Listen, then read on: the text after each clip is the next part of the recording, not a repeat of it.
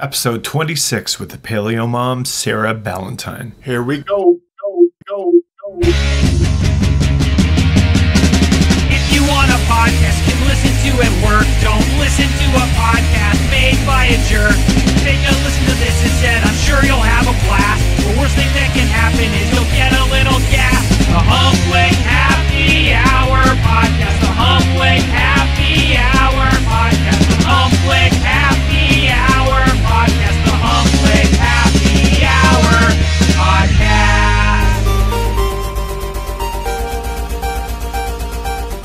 Hey everyone, welcome back to the podcast. I've been wanting to do a health-related episode for a while now, but I've been kind of holding off until I got the perfect guest. Today's that day. My guest today, Sarah Ballantyne, is the mastermind behind the award-winning blog, The Paleo Mom. She also co-hosts the top-rated and syndicated podcast, The Paleo View, and has 2 books coming up that are coming out, The Paleo Approach, and shortly after will be The Paleo Approach Cookbook.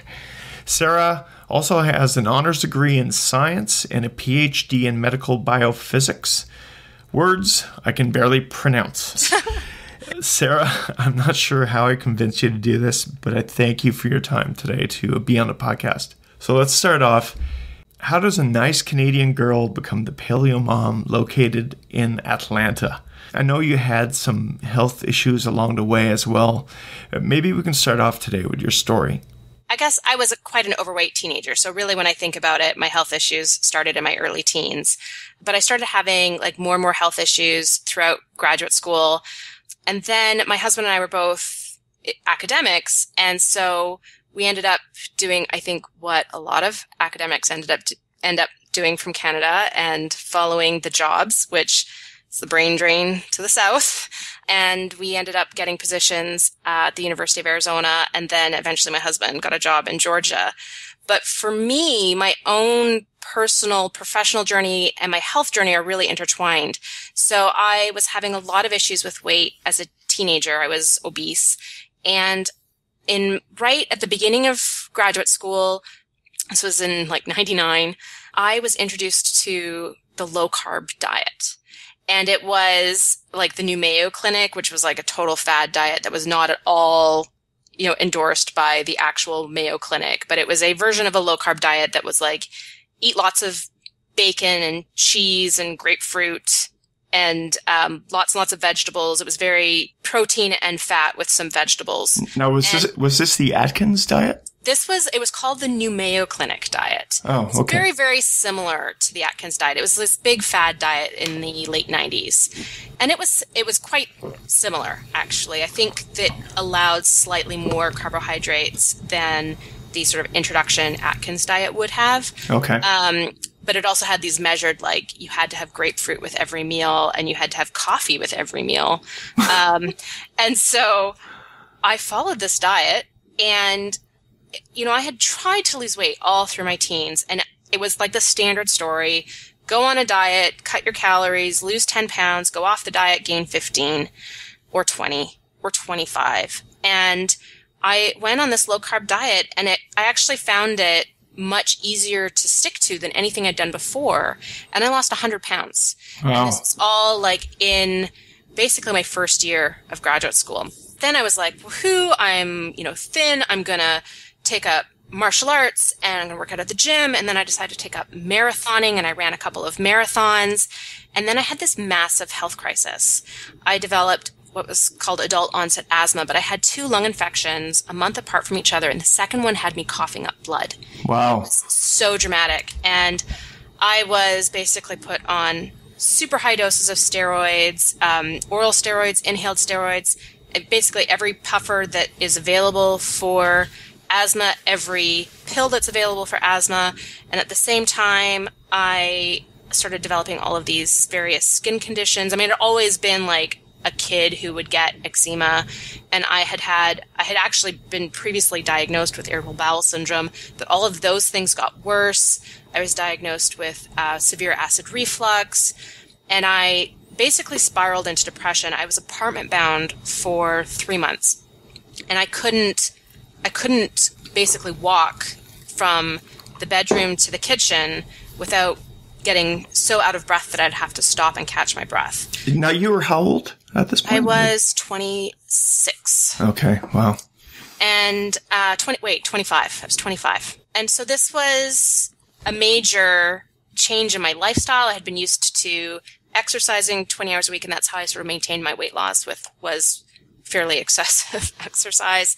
And then I was on steroids, which, it impacts your ability to sleep, it impacts your moods, it impacts your hunger, it makes it hard for you to access stored energy. So weight gain is like this huge side effect. I gained 50 pounds in the first 6 weeks during this health crisis, and another like 80 pounds over the next year. Wow. And in that year where I was just gaining weight like crazy was when I graduated with my PhD. It was when I got married. And I can't tell you the emotional impact of, having worked so hard in my early 20s to lose this weight and having this idea that I was really healthy because I was able to run a marathon, and then be 235 pounds at my wedding and on my way still gaining weight on my way up. I don't actually know how heavy I got because at 265 I stopped weighing myself. Yep. But I did gain a clothing size or maybe even 2 after that. So I kind of guessed that my heaviest was in the high 200s, but I don't actually know. And then I was on steroids for years. I was on drugs for irritable bowel syndrome. I was on drugs for allergies. This was when I developed an autoimmune disease. It's a skin condition that's related to psoriasis, which psoriasis itself is an autoimmune disease.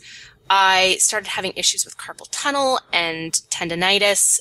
I started having anxiety attacks. I started having depression, and it was all linked, but I was at a point in my professional career. At this point, I was a postdoc in a really high-powered lab in Toronto, and I was working 100-hour weeks, and it was just all I could do to sort of stay afloat.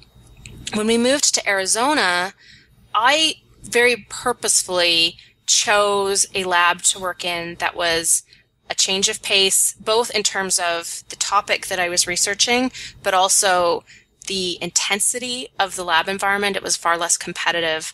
And that started, I think, for me, a mind shift. Mm-hmm. That's where my first daughter was born. And because I was in the States, I was looking at a 6-week maternity leave. I just said, no, I should have a year, because in Canada I would have a year and I'm not going to take 6 weeks. I'm just going to quit my job. And so I did. I quit my job and I ended up staying home for a year and then actually going back part-time when my daughter was 1. But I had a really complicated first pregnancy. I had gestational diabetes. When I went into labor, I had preeclampsia. And when my daughter was 1, I had one of those huge moments in my life that really changed my direction. And I realized that I was feeling crummy when I ate. Now, granted, I was feeling crummy after eating half a box of Oreo cookies, but I had blood sugar testing supplies because I had gestational diabetes. And I tested my blood sugar and it was 200, which is the borderline between being pre-diabetic and type 2 diabetes. So I never saw a doctor about it. I was like, hey, I'm going to walk into a doctor's office and, by the way, I think I have diabetes. I just changed how I ate that minute. I went back on a low-carb diet. I lost 100 pounds again. I had a much healthier second pregnancy. I lost the pregnancy weight with my second pregnancy. And I got thin again. So, in my mind, at this point, thin meant healthy. Yeah, and that's not always the case, right? It was not the case for me. And, when I look back over my health struggles in my 20s, I realized that running marathons, I was not healthy. I was dealing with all kinds of health issues, but I never linked any of that to how I was eating. And so what happened for me was I started having the skin issues that I was having, the autoimmune disease that I have, flared. And I was suddenly covered in lesions. And I was thin. And I was like, wait a minute, but why am I having these skin issues? And for me, this was the second, really big turning point in my life in terms of health, because I suddenly realized that healthy meant something different than being thin enough to wear a bikini. And so it was a huge shift in mindset. And I ended up sort of researching food intolerances because I had eczema as well. And I had heard somewhere that eczema and food intolerances kind of go together. And so I was like, well, maybe this other condition I have also is linked to food intolerances. And I basically, through Google, stumbled on the paleo diet. And then I started reading because I wasn't about to do such a radical shift in my diet without really understanding it. So I read basically everything I could get my hands on for free for about 3 months. And then I decided, okay, look, it's not that different from the low carb diet that I was doing before. What is different is losing all the processed food, losing all the low net carb ice cream and, losing things like peanut butter and soy products and gluten. So not using soy sauce anymore, but I'm going to try this. And in 2 weeks, I went off 6 prescription medications, and I had never had that much energy.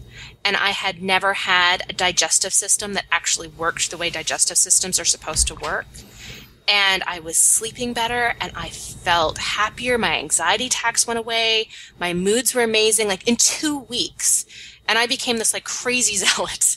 And I was talking people's ears off everywhere I went. I would go get my hair cut, and all I would talk about was wow, I can't believe how, awful grains and dairy were for my body, and I didn't know about this, and I think everybody should do this, and it became a problem. Yeah, so I think I'm getting over that hump, but I had a very similar type, not nearly as bad as yours, but when you adapt a new diet and it really works for you, it's like the whole world should be doing this. You really do want to shout it from the rooftops. Yeah. And so about 2 months in to me following a paleo diet, and I was getting the hang of cooking in this different way with different ingredients, I said to my husband, what if I started a blog? It was a Thursday evening. And I think my husband was really sick and tired of listening to me talk about paleo. Mm-hmm. So my very supportive husband said, I think that's a great idea. So Sunday, I launched thepaleomom.com. And it just, I think because of the combination of my science background, which allows me to really examine the science behind this way of eating. It's one of the things that paleo diet often gets labeled as a fad diet, mm-hmm. but it actually is completely based in science. And it's actually the first real diet that is really based in unbiased science without any kind of influence from the food industry. And so for me, that's really interesting because I really like to understand how specific foods interact with my body and why some foods, can lead to health problems, whereas other foods can lead to good health. And for me, understanding where those lines are and understanding, I've become really, really passionate about the nutrient value of food and vitamins and minerals and antioxidants and essential fatty acids and essential amino acids. And I've been really fascinated with understanding how humans got to a diet in general that had so little nutrition in it. And when I look back at how I ate, even though I was losing weight, I wasn't getting the nutrition my body needed at the time. And so that's become my blog is sort of a mix of that science. It's a mix of recipes because I love to cook. I love food. I've always said, my greatest sort of resume point for being a good cook is that I did get to close to 300 pounds. I feel like that shows off that I love food. And I also now raising 2 daughters, the whole family is paleo, and I have that sort of experience of raising kids in a household where our diet is different than most of the people around us and how we kind of navigate those challenges. So my blog is a real mix of all of those things. It's been something that's just grown incredibly over the last little over 2 years and been something that's become for me a huge passion. So I've been able to share my health journey as I learn more and more and as I tweak not just my diet, but also my lifestyle choices, and understand how things fit in, like sleep and managing stress and getting the right kinds of activity. And for me, that's just become it's become my calling. You know, the whole professional mom health, it's all kind of come together, and it's all part of what I blog about and talk about now. So I'm sure some of the people listening to this right now are probably going, what the hell is the paleo diet? And there are some misconceptions out there that, oh, you eat meat, you eat like a caveman, you eat meat all day long. Right. And I know you've heard it a million times. I'm glad you touched upon the science aspect of it, because I adapted the paleo diet myself. I had some health issues. I've always had a weight problem up until recently. And I never really realized the things that were going on behind the scenes as well. Like I was 6 years ago, I was getting anxiety attacks, and I started taking an antidepressant to deal with that. And only to realize that the foods that I was eating was, well, crap. And also I was having food intolerance problems that were preventing me from getting key vitamins like B12 and B6. And my story got featured on your website. And since then, like I was saying earlier, I'm getting a ton of emails and questions from friends. And just last night I got one, and I felt like I was going to read it for you today. Okay. So, hey, Glenn, my wife and I have been fiddling around with a paleo, high-fat, low-carb kind of diet in an official sloppy kind of way. I've noticed from your posts and a few pictures that you seem to have had tremendous success with it. My wife really wants to lose weight. I'm not looking for that myself, just to be healthier and staying away from sugar, carbs, wheat starches, and she wants to know just how rigorous one has to be with this diet for it to be successful, and any words of advice you would have would be greatly appreciated. Okay, so there's a lot of different ideas all flooding into my brain at once. First of all, I want to sort of emphasize that a paleo diet is not an all-meat diet, and it is not, by definition, either a low-carb or very low-carb diet or a ketogenic diet. Although there are people within the paleo community who do adapt a paleo diet to also be low carb or to also be ketogenic. And those are people typically with very specific either health conditions that, you know, a very low carbohydrate diet can help address, or they have very specific, say, fitness goals, because very low carbohydrate diets can help lose weight. I will put a bit of warning out there that especially for women, very low carbohydrate diets can cause some health problems. One of the big things that it can do is it can cause your thyroid to be stressed and reduce thyroid hormone, which then makes it hard to lose weight. And one of the other things it can do is actually can cause insulin resistance and leptin resistance. So insulin is the hormone that helps sugar get into fat cells. Leptin is a hormone that regulates appetite and also has some roles in metabolism and fat metabolism. And when you follow a very low carbohydrate diet for a long time and you become insulin and leptin resistant, it actually makes the weight loss very hard to maintain.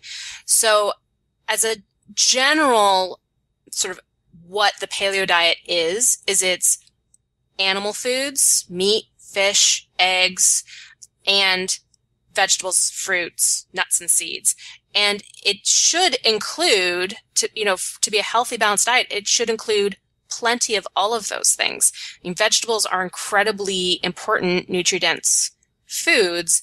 And all of these, one of the big criticisms that the paleo diet gets is that an all-meat diet is going to increase your risk of cancer. It's going to, cause all of these metabolic problems. And that's not what a paleo diet is. It's not an all-meat diet. And it's completely true that if you're eating a lot of meat without eating vegetables, that does increase your risk of things like colon cancer. But if you're eating a lot of vegetables at the same time, it doesn't increase your risk at all. So it's really important to be getting vegetables, which as soon as you start, even if you're sticking with lower carbohydrate, non-starchy vegetables, it usually is enough to bump you out of what would be considered a ketogenic diet. And that is a good thing because that nutrition in vegetables is really, really vital for health. There's certain things there's definitely certain things in meat, and especially like seafood and organ meat, that you just can't get from vegetables, but there's things in vegetables that you just can't get from meat, and you really need both. So, a paleo diet, I think first and foremost is a nutrient-dense diet. And just adopting a nutrient-dense diet can be tremendous for weight loss.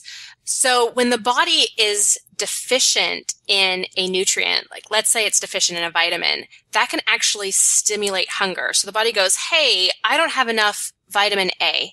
We should eat some. And that actually will make you hungry for something. And we're so used to these, very palatable, high food reward packaged foods that we kind of lose the ability to really differentiate what our bodies are hungry for, and we just sense it as hunger. I mean, some people are really, really good at going, hey, I'm hungry for vitamin A, I guess I should eat some fish. But I think most of us, and certainly, this was my experience, is I just felt hungry, and I would just eat the yummy food that was in front of me. Mm-hmm. And so once you start providing your body with a really nutrient-dense diet and you're getting enough of all the vitamins and minerals that your body needs, that actually regulates your hunger, it regulates your metabolism, it regulates your digestion, it regulates your immune system, and it just makes it natural to lose weight. You kind of don't have to put any effort beyond that. But what a paleo diet does, in addition to being a really nutrient-dense diet, is it removes foods that are really, really common sensitivities for people, that are difficult to digest, that can overfeed bacteria living in our digestive tracts, and specifically foods that can overfeed the wrong kinds of bacteria, and that can cause a whole range of health problems. And it's probably not on a lot of people's radar just how important it is to have the right kinds of bacteria living in our guts. Like, that's kind of I think most of us are not particularly used to thinking about the fact that we have 10 times as many bacteria living on and inside our body as we have cells of our bodies. And then the other thing it does is it removes foods that cause inflammation, that cause hormone imbalances, and that can contribute to things like weight gain, or the hormone imbalances for which then weight gain would be a side effect. So what are the key foods here that we're talking about that cause all these problems in the body? One of the biggest culprits is wheat. Some people find that just by eliminating wheat, their health problems just vanish. It's because wheat has quite a few different proteins in it that are high frequency food sensitivity and intolerance. Something like, current estimates are something like 40% of people are actually sensitive to wheat and don't know it. But these are also, they're foods that can stimulate the immune system even if you aren't technically intolerant or sensitive. They can feed the wrong kind of bacteria in your gut in a way that's completely separate from being sensitive to it. They can sort of stimulate insulin production and cause these really not normal swings in blood sugar, which then affects all of your metabolic hormones and your hunger hormones, and it can change your metabolism quite profoundly. And then the other thing is with wheat is we have this idea that we need to eat our healthy whole grains because of the fiber, when we get just as much fiber from vegetables with way more nutrients. Grains are actually really nutrient poor foods.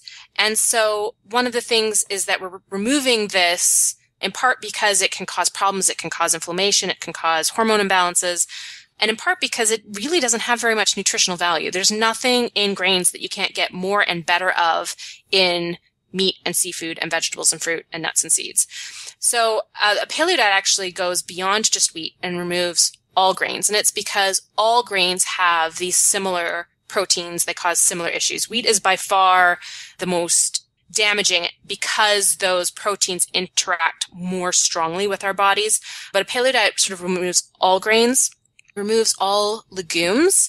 So those are beans. So when you think like kidney beans, black beans, soybeans, peanuts, typically beans with edible pods like green beans would be considered okay, but it takes out all of the dried beans and soy. And it's because, again, very, very similar proteins as to what are in grains that can stimulate the immune system and cause these hormone imbalances. And they're also very difficult to digest. We don't actually get very much nutrition from them. And anything that's difficult to digest can be a problem when it comes to the bacteria that are growing in your gut, because if we can't digest it, they get extra food. And that has a huge impact on what kind of bacteria and how many will grow in our digestive tracts. And then those bacteria can produce molecules that actually change how your liver metabolizes fat. Like, it's crazy how important those bacteria are for how our bodies work. So we want to give them the right food. Isn't it crazy that we've become the sandwich generation, though, where wheat is in every single meal that we eat? It is amazing how, when you look at even, say, 50 years ago, it was maybe like a roll with your supper. That was probably was the start of sandwiches, but like breakfast was still eggs and fruit and bacon and sausage, and maybe there was a slice of toast on the side. But it was, we were eating a lot more just meat and vegetables 50 years ago. When you look at the health difference of our grandparents' generation compared to our parents' generation and now compared to our generation, like, you can really see like the rates of all of these diseases are increasing, and it's like a complete correlation with the increase in wheat, but also what that sort of means is like there's been a decrease in how many carbohydrates we're eating that actually comes from fiber because our foods become more processed.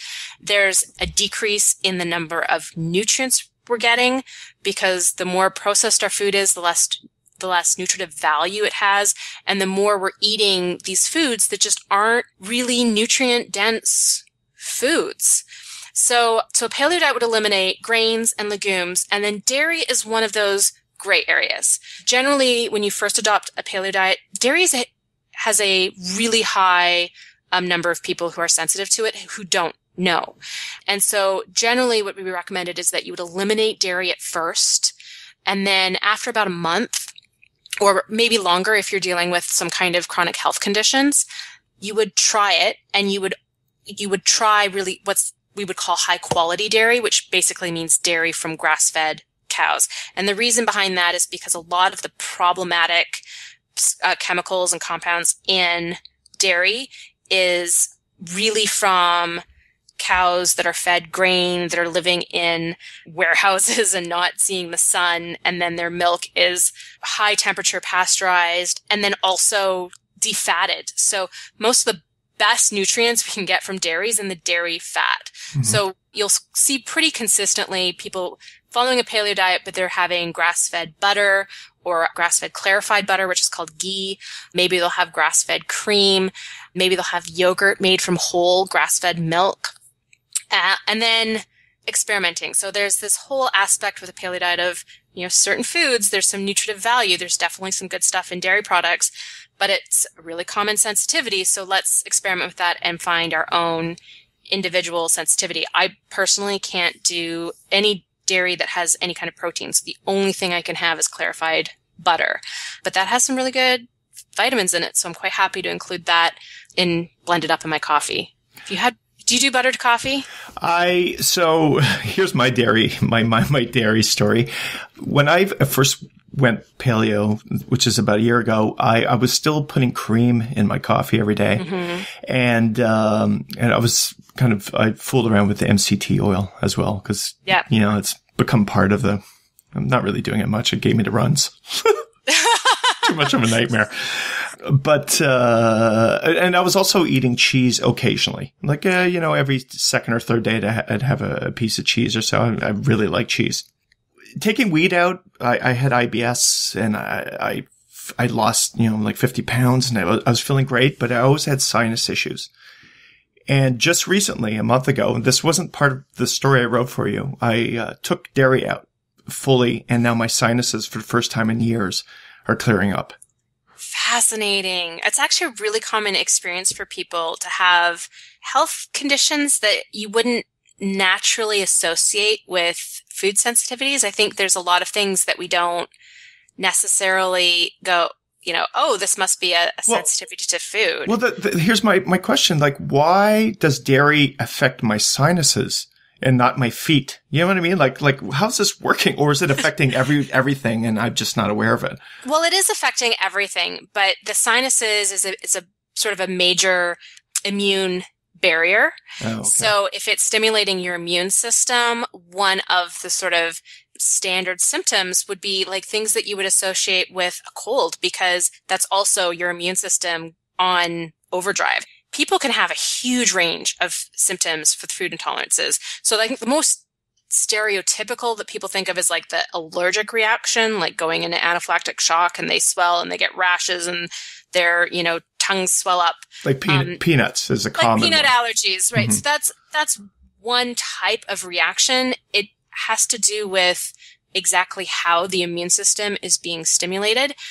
That's like the dramatic IgE allergy. And you can get milder forms of those symptoms like a runny nose, a sneezing, scratchy eyes, sore throat. That would be sort of like the toned down, like not quite as exaggerated version of that reaction. Mm-hmm. You can have digestive symptoms, which people will tend more to associate with food when they're having like really clear digestive problems, but that's like the whole gamut. Acid reflux, constipation, diarrhea, stomach aches, bloating, gas, and anything in between, like stomach rumbling noises can be associated with like it's not just that you're hungry, that can be associated with food sensitivities. Basically any digestive system, hemorrhoids, anything in there going wrong can be caused by food intolerance. And then there's skin problems. So like rashes, but also acne, dry skin can be related to food intolerances, brittle fingernails, hair falling out. These can be extreme versions. It usually means that the food intolerance is sort of stressing out the thyroid. Trouble sleeping, not feeling awake when you wake up in the morning, having to have coffee, headaches, like even regular headaches and also migraines, vision problems. All of these things can be related to food sensitivities. And I think there's a lot of symptoms in there. Joint aches, I forgot joint aches, muscle aches, taking a long time to recover from a workout. So if you do a workout and you're sore for 2 days afterwards and you work out, like it's one thing if you work out and you haven't worked out in like 6 months, then fully expect to be sore for 2 days. But if you work out fairly frequently and you're always sore for 2 days after a workout, that's not normal. And that doesn't mean that you're not having the right kind of post-workout shake. That probably means that there's something in your diet that shouldn't be there. Most of us are kind of used to these symptoms, or we just say, oh, it's aging. Like, oh, my joint aches. I'm probably getting arthritis. Or I'm tired in the morning, but I went to bed too late. I've been really stressed at work. We have so many excuses for feeling crummy, for needing a coffee in the afternoon or a sugary snack in the afternoon because we have this big energy slump. And then we feel really revved in the evening because we've got this like second wind. That is not normal. A huge part of that can be things like, really you're not getting enough sleep and you do need to get more sleep. And really you do have a lot of stress. You need to work on your stress levels.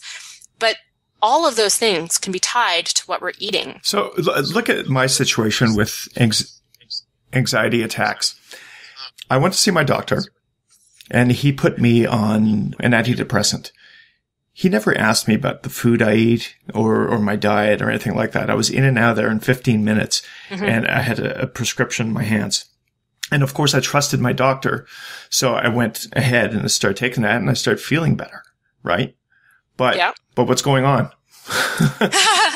So, anxiety attacks and depression can also be linked not just to food intolerances, but actually it can be directly linked to the type of bacteria that are growing in your gut. And what you eat is the dominant influencer of what type of bacteria are growing in your gut.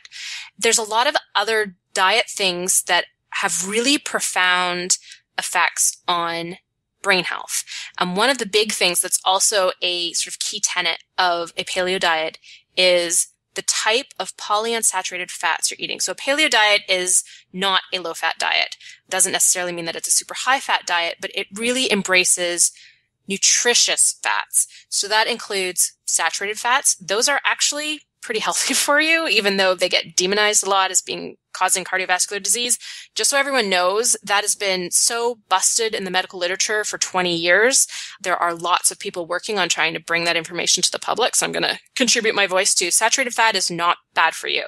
Monounsaturated fats, like what's in olive oil, those are totally amazing too. Those are healthy for you. And polyunsaturated fats, these are, you've probably seen like omega-3s, omega-3 eggs, have flax oil because of the omega-3s. There's a couple of different kinds of polyunsaturated fats, but the main two kinds can be lumped together as either lumped into the two categories, omega-3s or omega-6s. And it's really the structure of the fats that decides whether or not it's a 3 or a 6. It has to do with like where the double bonds are between carbon atoms. Generally, you need both. But you need both in kind of equal quantities. So 3s are generally anti-inflammatory and 6s are generally pro-inflammatory. And a normal immune system needs to be able to regulate itself. And one of the ways that it regulates is with both of them. Now, what happens when we eat a lot of seed oils, modern vegetable oils, we fry foods in canola oil or soy oil, all of these. So these sort of modern, mechanically separated oils tend to be really, really high in omega-6. And that's the thing with most processed foods. They're cooked in these oils. Right. And it's not even just from that. Grains. The fats that are in grains are omega-6. The fats that are in legumes are omega-6. That's another reason why we take those foods out, is because what's happened to our diet in the last, especially sort of 50 years, is the amount of omega-6 fats that we're eating has skyrocketed. So instead of getting a balance between those two, which is what our body needs, you might be getting 10, 15, or 20 times more omega-6 than omega-3. And this is a really important concept within the paleo diet, is to try to bring those back into balance. And one of the things that affects, it affects every cell in your body. So those fats are actually stored in the membrane of the cell, and then they're used for various chemical reactions within the cell that then produce, they're these chemicals that are kind of like hormones that are messengers of either we should be inflamed right now or we should not be inflamed right now. So you want to be able to have that balance. And one of the things that happens, because these fats are stored in the cell membrane, it actually affects the physics of how that cell membrane can operate. And if you have a lot of omega-6s, it actually makes cell membranes more rigid. And this is a really big problem for things like immune cells, because they, you think of the immune cell eating a bacteria that comes in. If its membrane is more rigid, it can't actually do that very efficiently. The other cell that's really, really sensitive to the omega-3 and omega-6 balance in your body is brain cells. And it actually affects how your neurons can communicate with each other. So it affects your sensitivity to neurotransmitters like dopamine and serotonin. And when those are all wonky, that's when you get things like depression and anxiety. So one of the big, differences that people find when they adopt a paleo diet is that their moods improve. And probably part of that is just getting the nutrients that your body needs. That's a huge thing for the health of every single cell in your body. But another huge part of that is the omega-3, omega-6 balance. And you'll see that's why people are so excited about eating seafood in a paleo diet. In the olden days, up to about a year ago. But in the sort of earlier days of a paleo diet, there was this really big movement towards fish oil supplementation.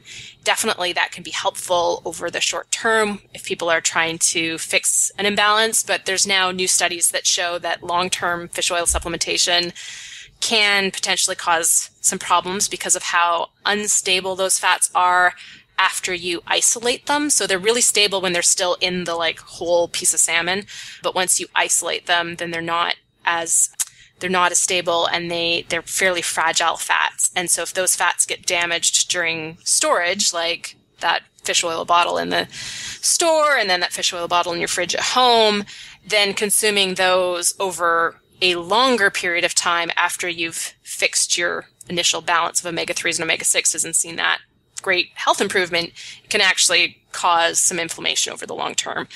Oh, so that's why I know it's why it's like there's so many nuances to a paleo diet that come from scientific papers. And it's really fun for me because I love learning about this stuff. But, the basic, if you just follow the basic rules of no grains, no dairy, at least at first, no legumes, no modern vegetable oils, and the other one is no processed foods, no refined sugars. You can make a treat with some kind of sugar that has some vitamin content or mineral content. So you might want to use like molasses or honey or maple syrup in moderation. This should be considered a treat, but get rid of the white sugar. It's just all that's doing is wrecking your insulin sensitivity and causing, high blood sugar levels.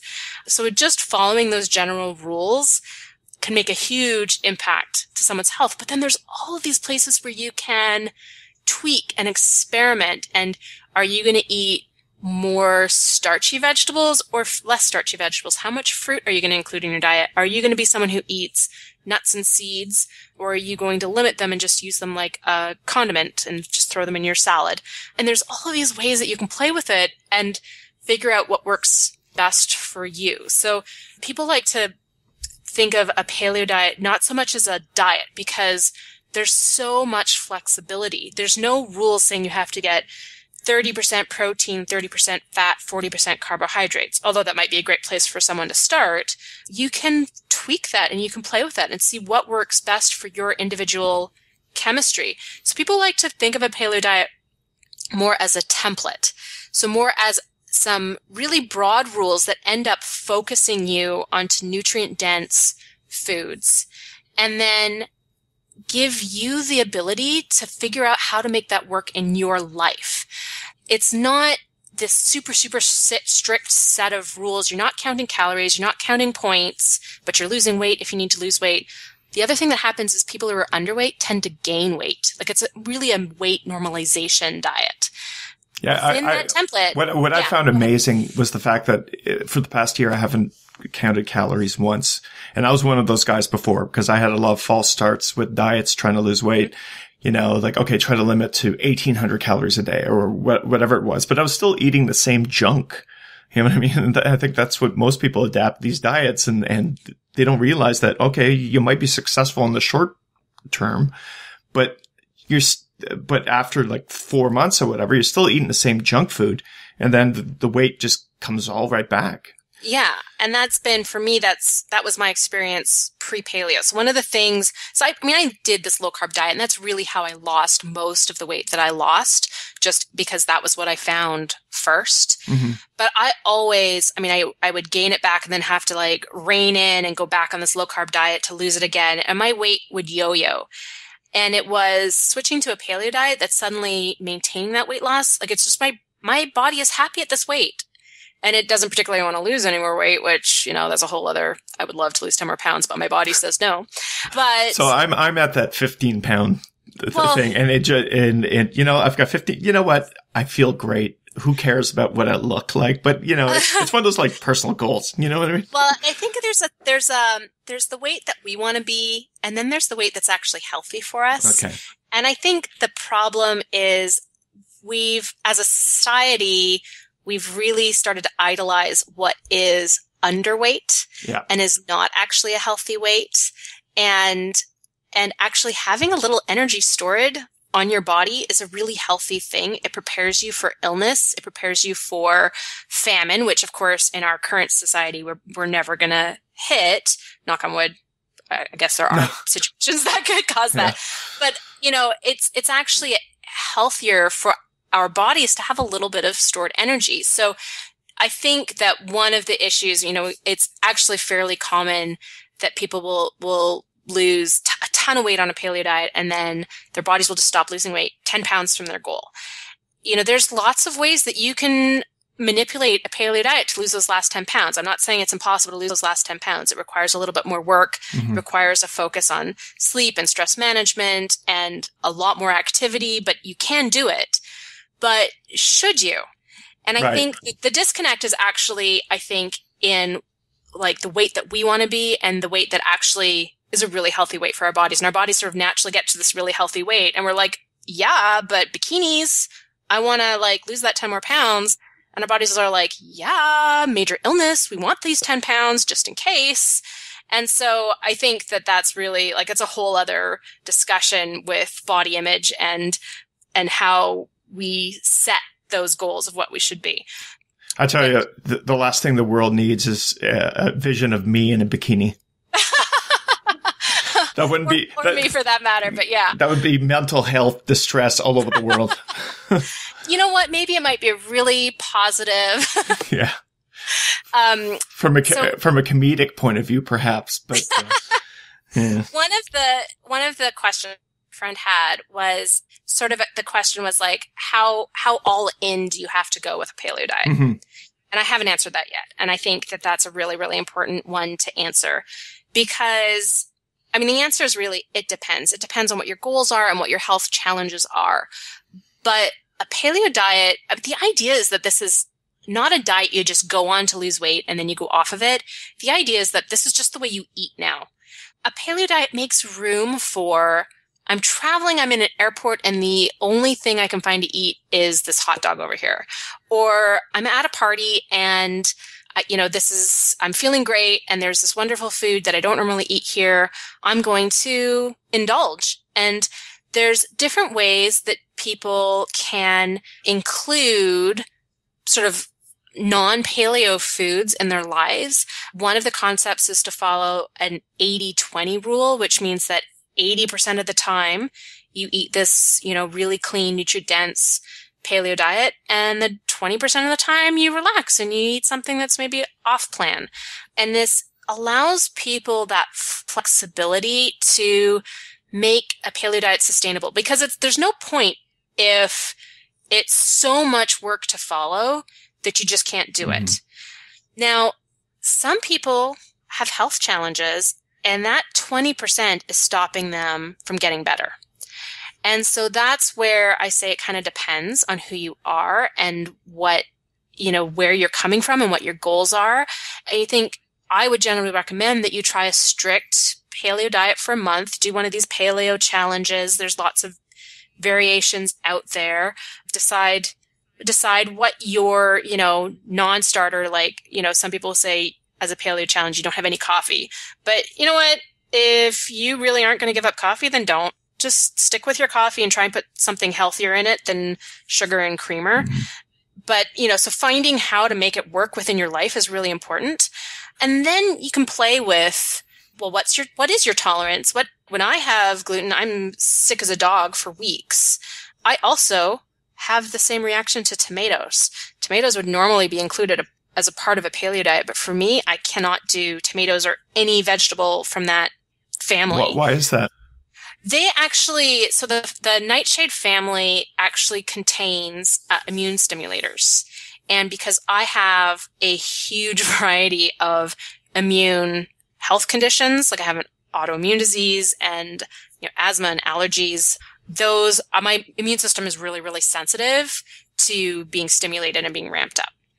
It just so happens that the compounds in especially tomatoes, but really that whole family that are immune stimulating seem to really, really stimulate my immune system. Wow. And it takes weeks, if not months, for my body to recover. And that's really a common sensitivity for people with immune-related conditions. So if anybody's thinking about doing a paleo diet for arthritis or another autoimmune disease like lupus or type 1 diabetes or multiple sclerosis or any sort of skin conditions, sort of being aware that nightshade vegetables, I guess technically they're fruit, nightshades can be a problem is, just having that on your radar as something to tinker with when you're ready can be good because it really is another, within the paleo diet, there's certain foods that are still included that have still a higher frequency of food sensitivities.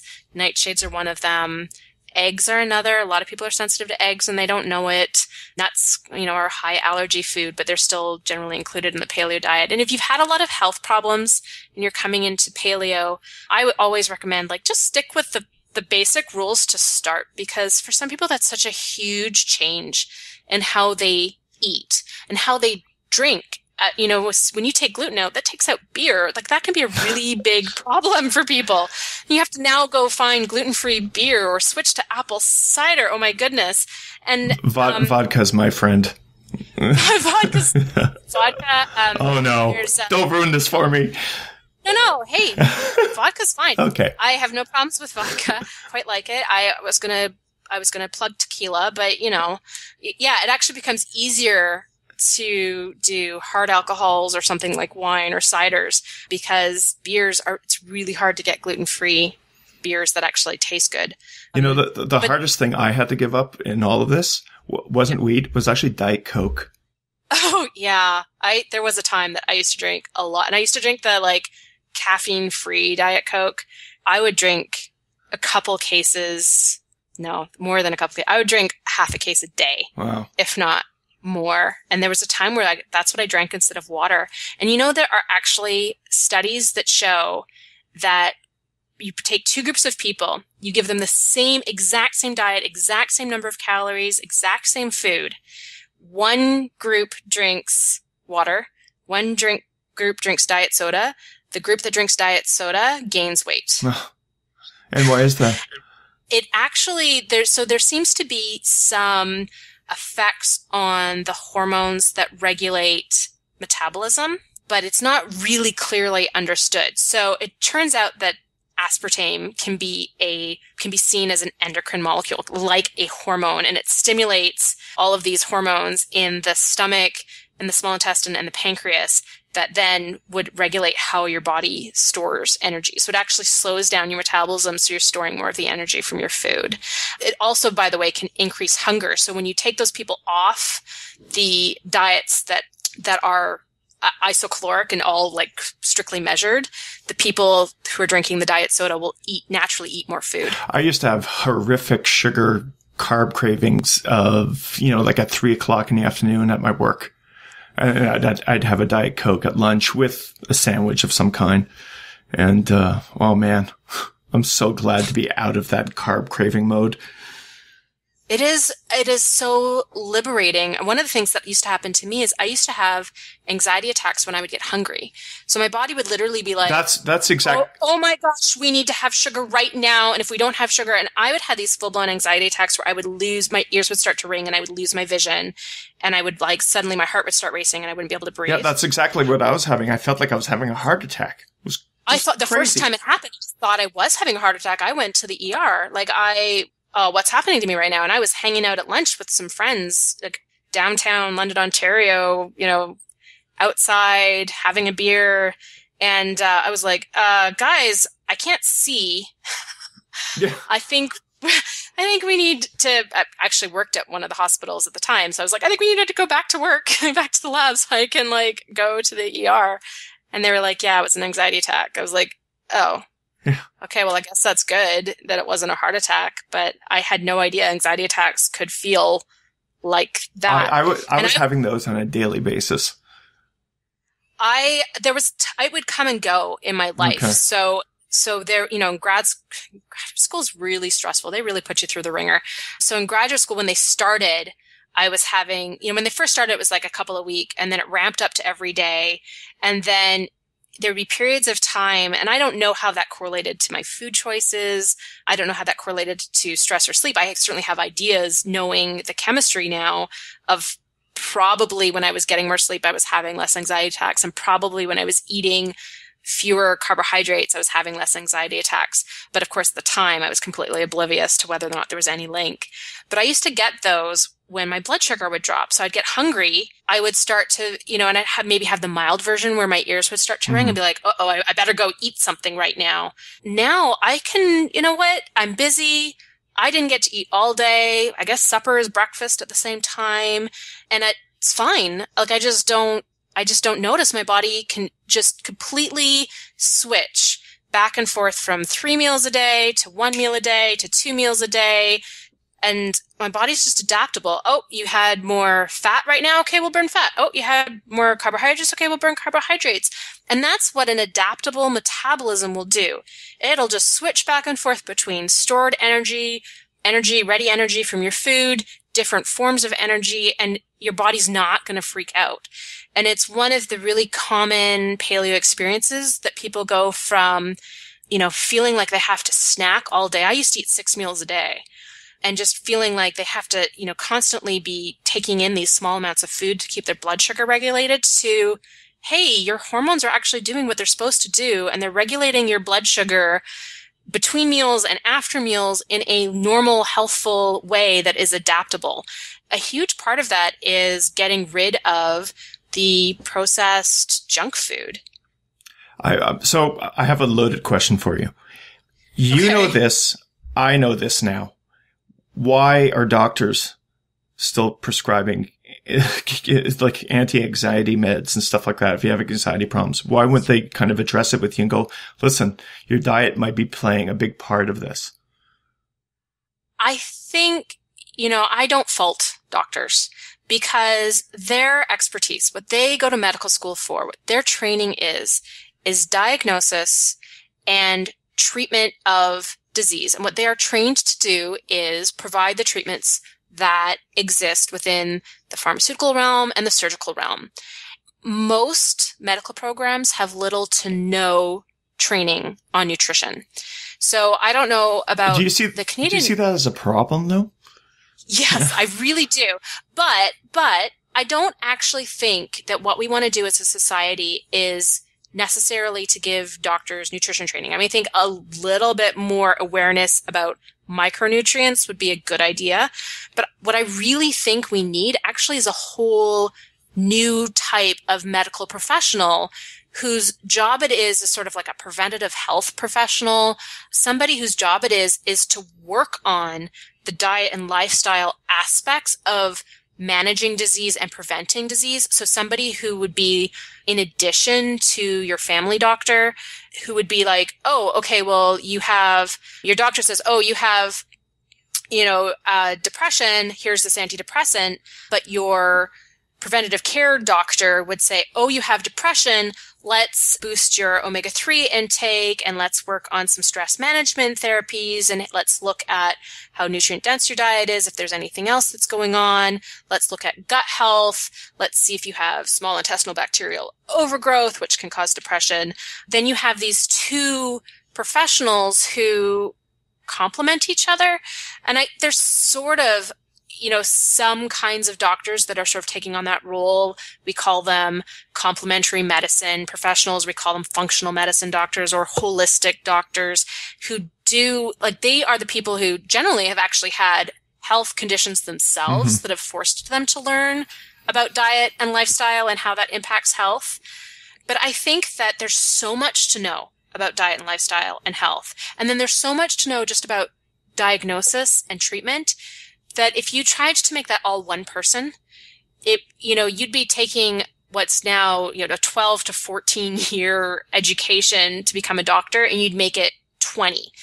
And I think that it makes more sense to divide that and have more of like a team of professionals that you're working with. One person whose job it is to tackle the diet and lifestyle aspect, and the other person whose job it is, because, we're still going to need emergency surgeries. There's still going to be cases where you need antibiotics or you're going to die. Right, absolutely. And so you still want that professional who can diagnose it.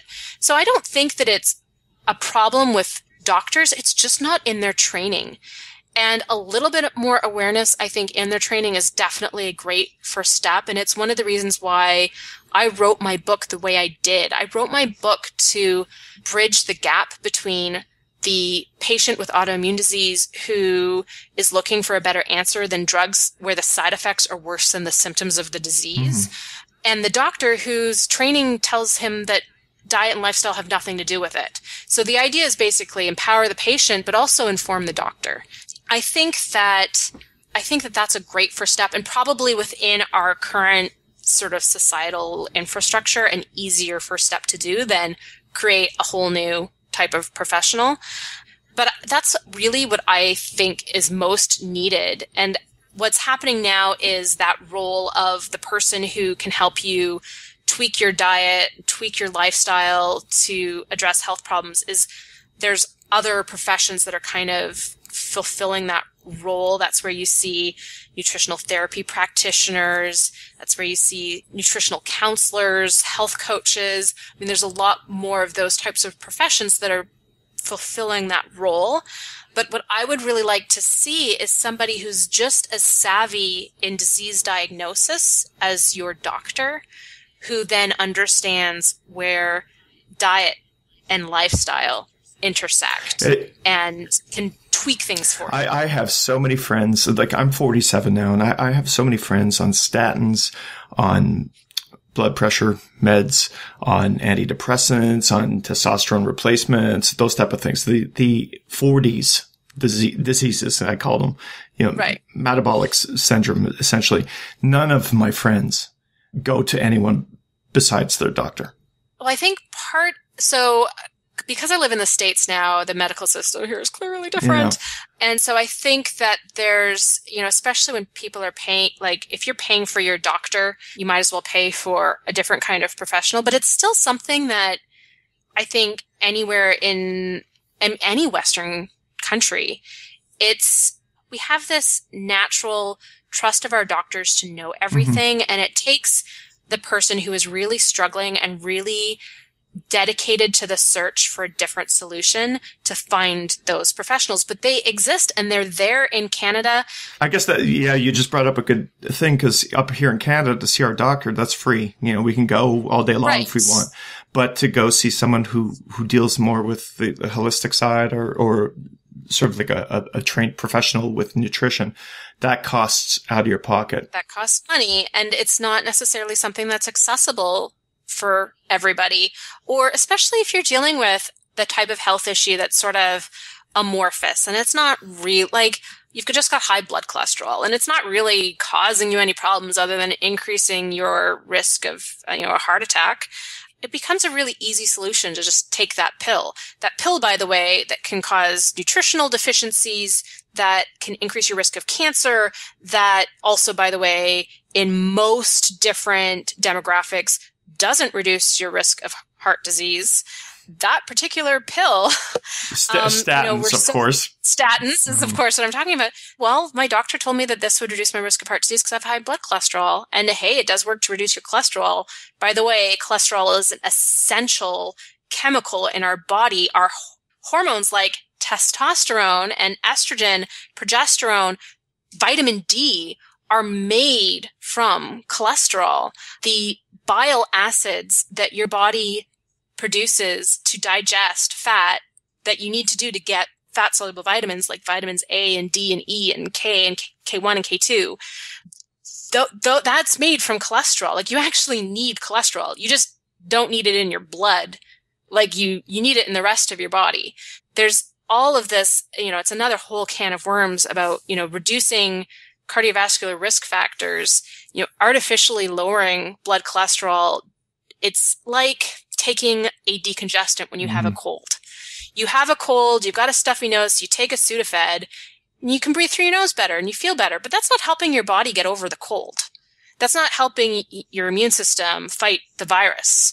These ways of artificially lowering blood cholesterol with a statin or with, eating oatmeal every day. I mean, these are artificial ways of lowering the symptom that something is going on. And it doesn't actually address the root problems, which are really inflammation. Mm-hmm. And in fact, masking the symptom may actually cause more problems. It's, much better to start looking at the root causes, which, quite frankly, the medical literature is still trying to sort out. The whole diet linked to cardiovascular disease has been really challenging to figure out. We know that one of the most important factors is eating too many calories, no matter what those calories come from. So eating too many calories, taking in more energy than your body needs, is one of the big things that introduces cardiovascular risk. The other big one has nothing to do with diet, and it's stress. Mm-hmm. It's stress that I think most of us don't even realize is stress. Like, chronic stressors clearly, a deadline at work, kid getting into trouble at school, divorce, these things are stressful events for anybody. But other things are stressful: driving in traffic, spending all of your day sitting at a desk, having an alarm clock wake you up in the morning, staying up too late at night, watching a scary movie late at night, drinking too much coffee in the morning. These are all things that contribute to the stress hormones in your body. And when those stress hormones are being overproduced, that leads to increased risk of cardiovascular disease. And I think that, chronic stress is just part of modern society now. And that's something that also needs to be addressed. And it's something that the paleo community as a whole is just starting to talk about, like, hey, wait a minute, it's not all about the food that we fuel our lives with. It's also about how much sleep we get, how well we reduce stress and manage stress. And reducing stress and managing stress, by the way, are not the same thing. Like, reducing stress is, okay, I'm going to switch my job to this job that has more flexible hours. It's just going to be like a nicer work environment. Managing stress is, and I'm going to walk to work, go for a walk on my lunch break. I'm going to learn how to meditate. That sounds really granola, but actually in the clinical trials, it's been shown to be extremely effective. I started doing yoga about a month ago, and I can't believe how my stress levels have gone down since I started doing it. I love yoga, and I love yoga because it kind of hits everything. So it hits all the different ways that I want to be physically fit. So it hits strength and flexibility and agility, but then it's also very peaceful. And I get this meditation at the end, which is, I think, even more effective for me because I'm physically tired. Mm-hmm. And meditation, it turns off basically the whole idea behind meditation. And I don't mean like sitting with your, cross-legged and going om, like, the stereotype that we think of as meditation. Like, meditation is basically just sitting and focusing on your breath and just not having your brain think about stuff. Like, the idea is you just turn off your brain for a while. And what a lot of people will do when they're learning to meditate is do a breathing technique, a breathing pattern that's a little bit tricky. So whether it's like breathing in for 4 counts and breathing out for 4 counts, that's not actually how we normally breathe. So it actually takes some like focus to make your body make the inhale and exhale the same length. So it's something super simple like that. And so all you're doing is focusing on your breath 5 minutes. I mean, the clinical trials show that 10 to 15 minutes is really, really effective. But if you only have 5 minutes, like, take 5 minutes. And that, it just shuts off those patterns of worry and sort of that stressful thinking about the future, thinking about what am I going to do about this. It just shuts that off. And in terms of our brain chemistry and in terms of the chemistry of our hormones that are related to stress, that actually has a really powerful, it's like hitting a reset button. It can make a huge difference to overall what those hormones and neurotransmitters are doing. And it improves your resilience to stress. I mean, that's really what managing stress is.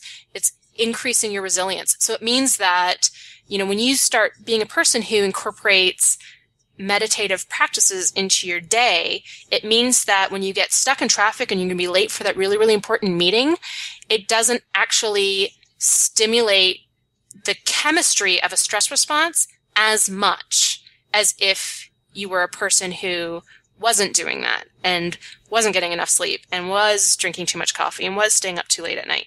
So those things are really tied into health and being able to navigate this sort of modern society and find that all of these diseases, like you were just saying, like the diseases of your 40s, mm-hmm. which used to, by the way, be the diseases of the 50s. Mm-hmm. And before that, they were the diseases of the 60s. All these diseases that or health conditions we just associate with old age. Oh, I'm getting older. They're not associated with old age. They're associated with how we're living our lives, what we're eating, how we're sleeping, how active we are. One of the best things you can do is get up from your desk every 30 or 40 minutes every day for like a minute. Just stand up and stretch.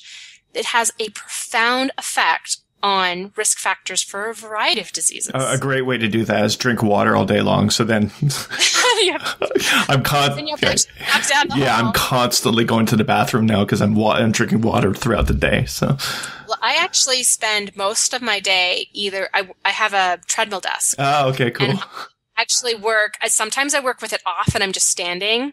And sometimes I work with it on, and then sometimes I sit, and sometimes I sit in a chair, sometimes I sit on the floor. Like, I really change the positions that I'm working in all day. And when I started doing that, I bought the treadmill desk in, I think, March of this year. And it was like right when I was starting to feel really crummy.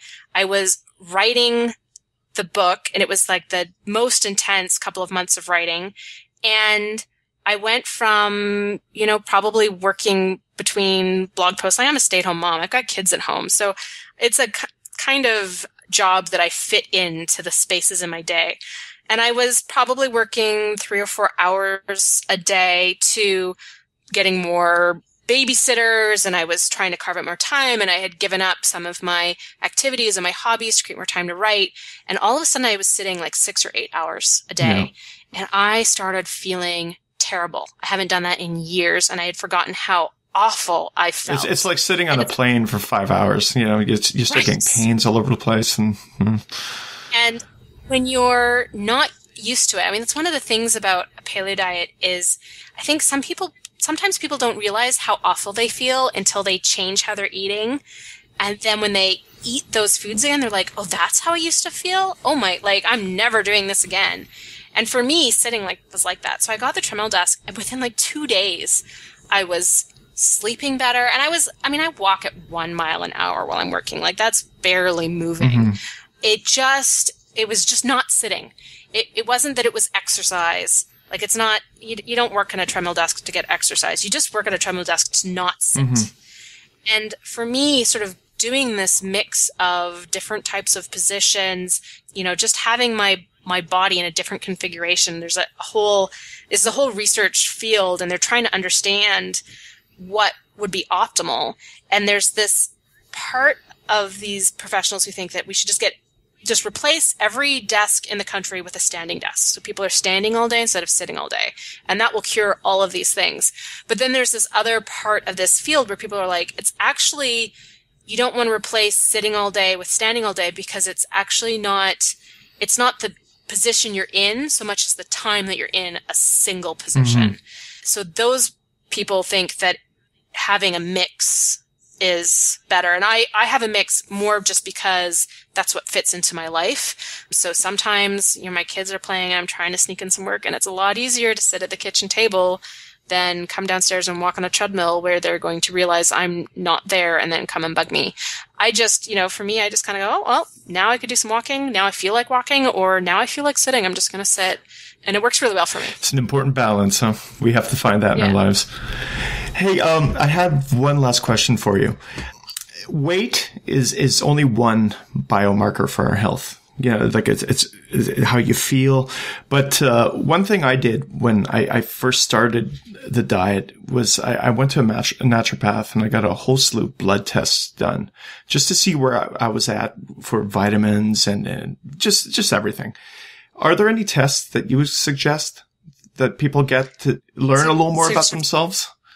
I think that when you are starting this journey, I really think that if testing is fun, and it's really fun to have this marker of how you're doing. I'm a system analyst by trade. So I analyze systems. So I figured, okay, you know what? My body's a system now that I'm going to analyze. So maybe that's just me too.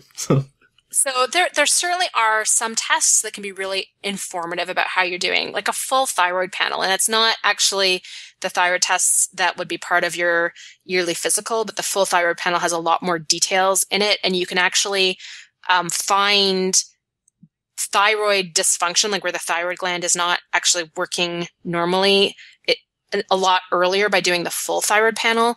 Cortisol panels, that's actually usually done by a saliva test. C-reactive protein, or CRP, is a general measure of inflammation. Knowing things like your fasting insulin, those, all the things that are part of your normal yearly physical blood work, those things can be really interesting to track.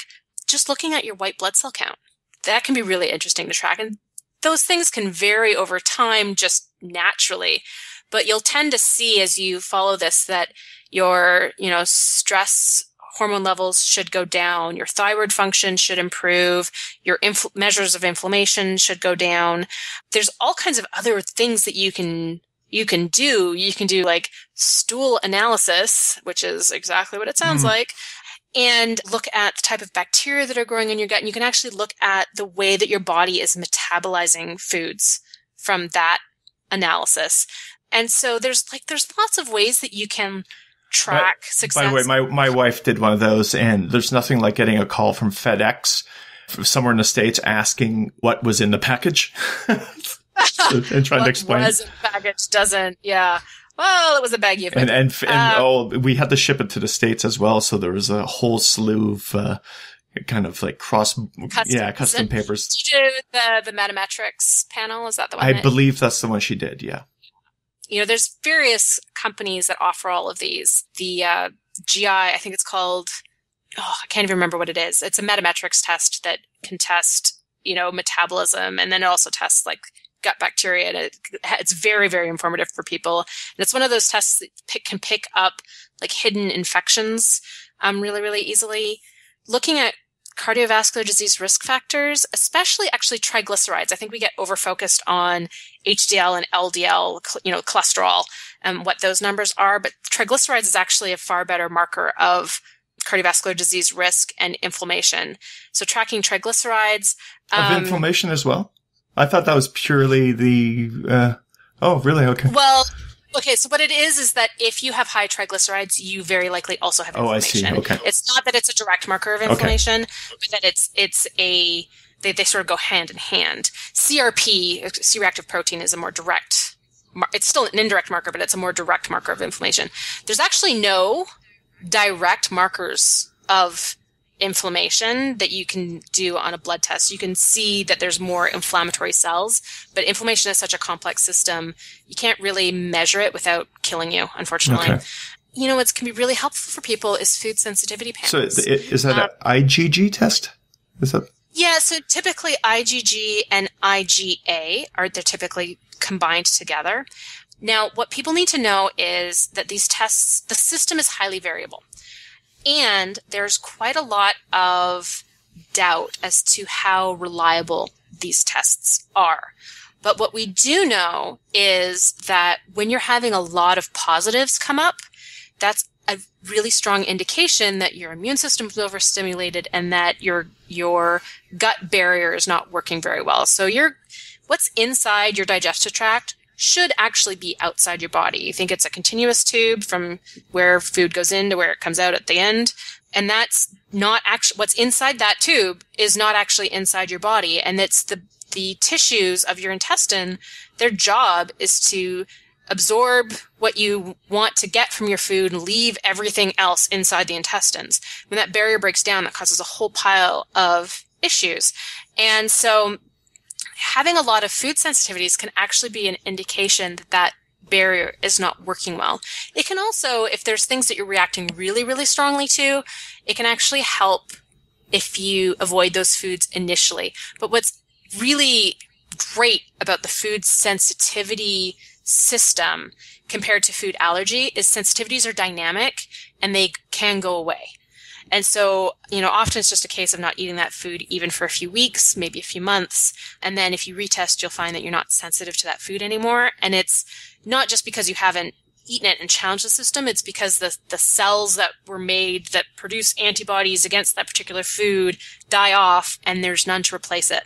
Allergies, the memory for allergies is a lot longer. So it's really difficult to not have food allergies just by avoiding that food. Like you think of somebody who's allergic to peanuts, then they're allergic to peanuts for their whole life. Okay. But food sensitivities are it's a much more dynamic system, and you can actually not be sensitive to food anymore. It's a little bit different than allergies. So how about myself? I know I'm sensitive to wheat and dairy. Mm-hmm. If I went a year without it and I reintroduced it, but in very limited amounts, what would probably happen?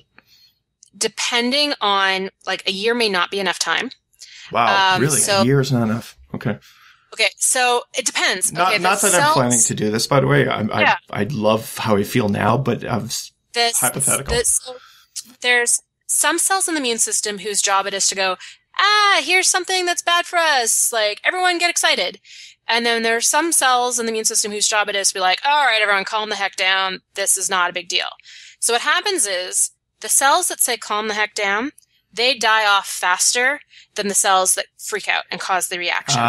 So when you first eliminate a food that you're sensitive to, the very first thing that's going to happen is your reaction to that food is going to magnify. And this is why elimination diets in general are so powerful for figuring out food sensitivities. They're far more sensitive than any blood test or skin test or anything that you can get. The best way to know if you're sensitive to a food is to cut it out of your diet for at least 2 weeks. 4 is better. And then try a little bit and see what happens. Try a little bit, depending on your types of reaction. Try a very little bit, because some people, like if you're having a magnified reaction, it can be miserable. And that magnified reaction will last as long as those cells that are causing the reaction hang around.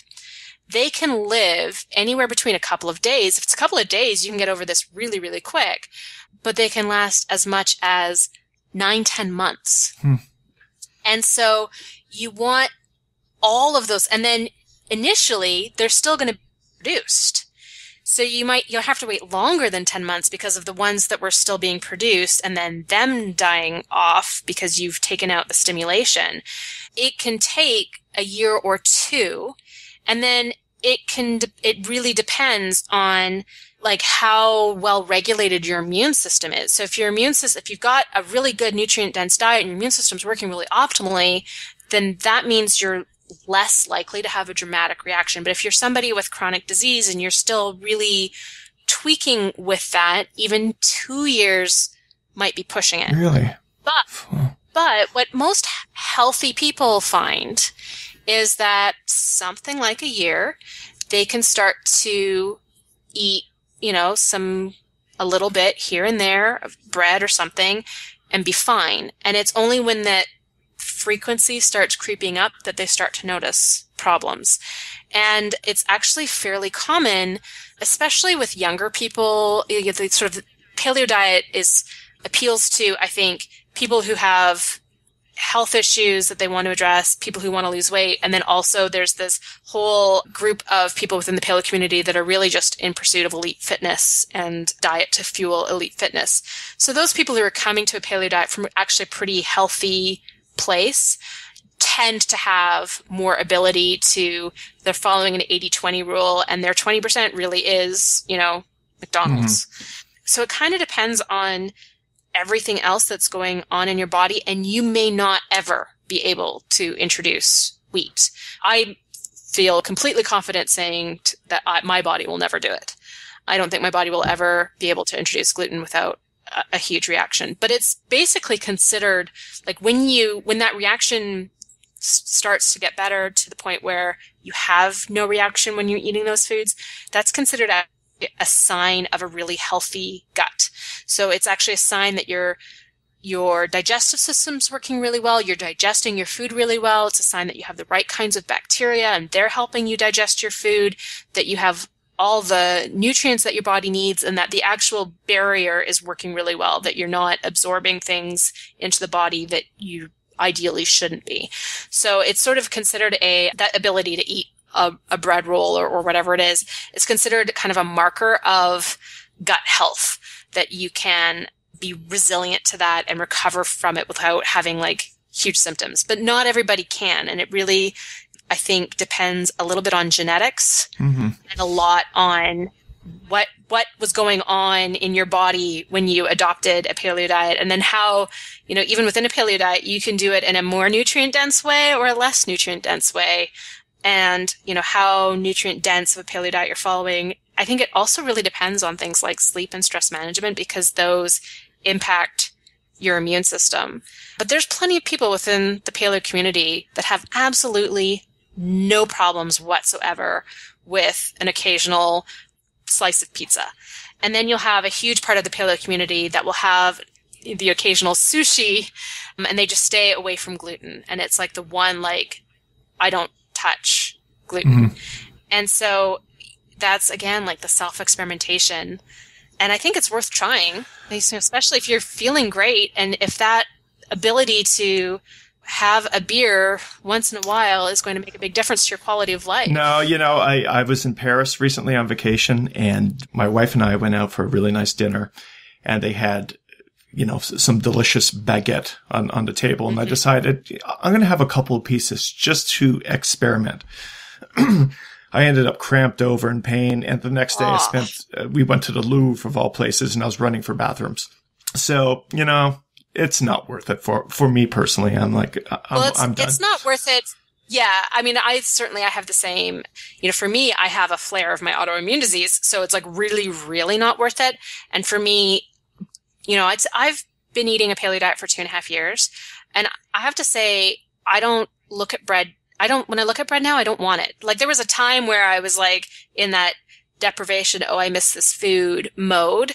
And, I would walk past the bakery in the grocery store and it would just smell amazing. And now I walk through the bakery and I somehow associate the smell of bread with the smell of urine. Like it, honestly, I walk through the bakery, I'm like, it smells like piss. It's just like, it's not. I've crossed over to that side as well. It's at first I found it difficult, but now it's become so normal, like it's not a big deal. Although when I do mention, and I'm sure you have the same thing, it's when you talk to someone, I'll tell someone I don't eat wheat. They look at me as if I've seen a UFO. Yeah. They go, well, what's left to eat? What do you eat? I mean, that's probably the most common question I get. And it's why I like to, when people ask me what a paleo diet is, because lots of people are curious and lots of people haven't heard of it. I like to talk about what I do eat before I talk about what I don't. So I say, well, I eat all kinds of meat, seafood, eggs, vegetables, fruit, nuts, and seeds. And then that sounds like, well, there's lots of different food there. I like tons of, I eat lots of vegetables. I eat all different kinds of seafood. I eat shellfish. I eat snout to tail, which is another fun way to, another place you can go within paleo is eating the whole animal, that everything that's edible. I eat a lot of organ meat. That sounds like a pretty good list. But when you start saying like, I don't eat grains, I don't eat legumes, I don't eat dairy, and there goes your peanut butter and jelly sandwich with a glass of milk for lunch right there. And people just go like, grains? You mean like you don't eat bagels? Yeah. And then they go, well, what about quinoa? I'm like, no, it's a pseudograin. It counts as a grain. No, I don't eat quinoa. Well, what about, what about rice? What about corn? It just becomes this, you can't eat pasta? Well, what about gluten-free pasta? I'm like, well, no, I don't eat pasta. I cut vegetables up into long noodles and I eat vegetables instead, and it's really fun. And spaghetti squash, we replaced it with that, and it's delicious. We do a lot. I have a vegetable spiral. Okay. Have you seen one of these things? They're like $30. You stick a vegetable on the end and you turn a crank and it cuts it into these long strips. And then you can fry them or saute them or whatever different vegetables you kind of cook it for different lengths of time. And it basically turns the vegetable that you would normally chop up with the meal into the noodle. Oh, okay. And it's just fun. Like I've got a 4-year-old and a 7-year-old. So having long, stringy things that you can eat is just fun. And whatever I can do to make mealtime fun with a 4 and 7-year-old is a good thing to do. I'm on the lookout for sweet potato pasta right now. I heard there's some around. Oh, I just got some. I ordered it from Amazon. I just got some in the mail yesterday, and I think I'm actually going to make it for supper tonight and try it out. Do you like a Korean market? We do have one. We just haven't gotten out to it yet.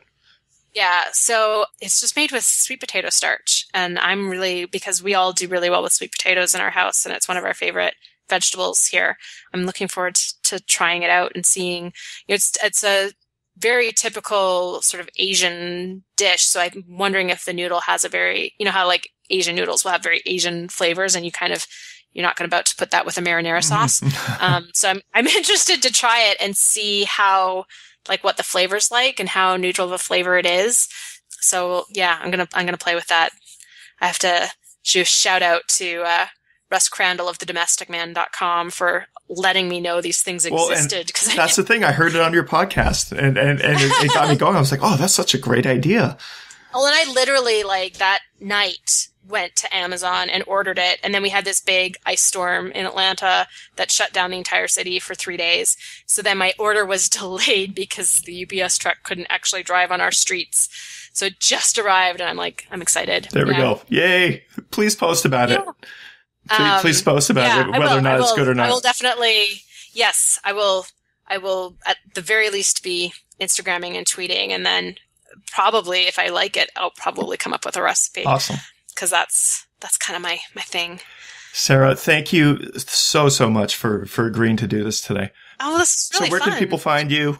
I am thepaleomom.com, and once you go there, you can pretty much link to everything. My book is called The Paleo Approach. And it's available now, but not everywhere internationally. It's available now. No, the weather...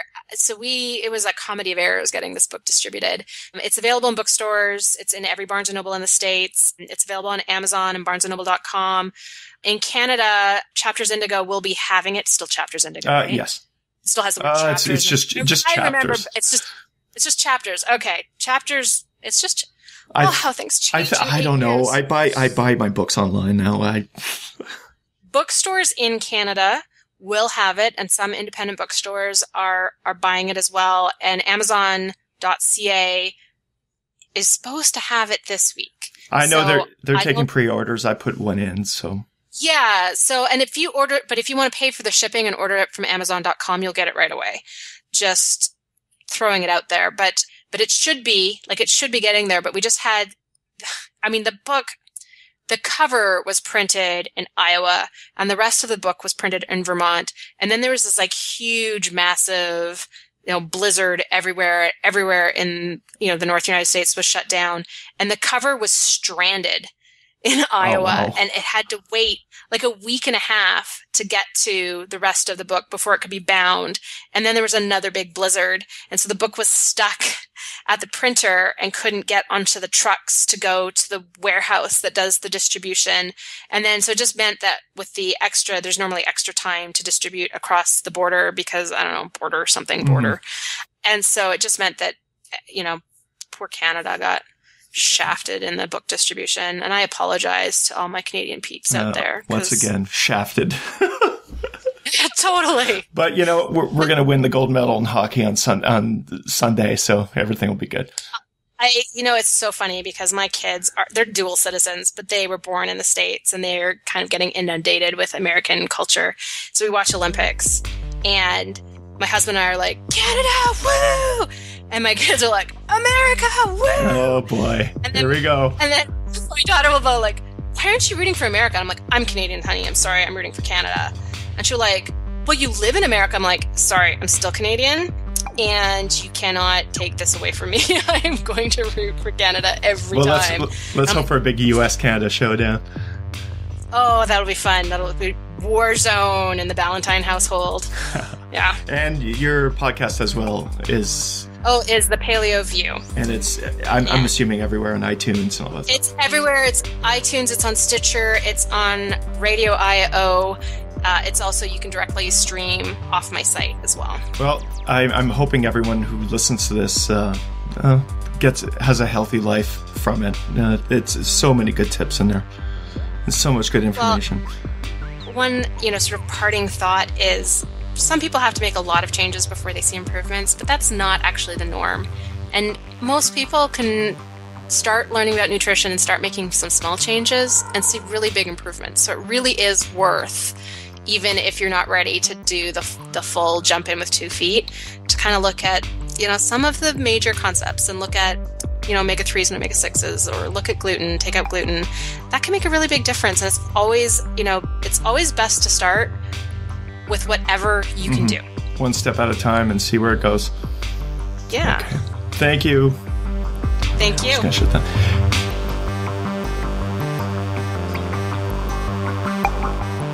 Hey everyone, thanks again for tuning into the podcast, and a big special thanks going out to Sarah Ballantyne for appearing on the show. You can find more information by Sarah on humplik.com, where I've put a bunch of links that will lead you right to her. Closing out the podcast today with a track by John Shima featuring Mo Walsh. You can find this on Comfort Zone Records on Bandcamp. It's a little record label that's run by a buddy of mine, and I highly suggest you check it out. As for me, I'm off to eat some meat and broccoli because I'm hungry after talking about food for the past hour and a half. See you again very soon.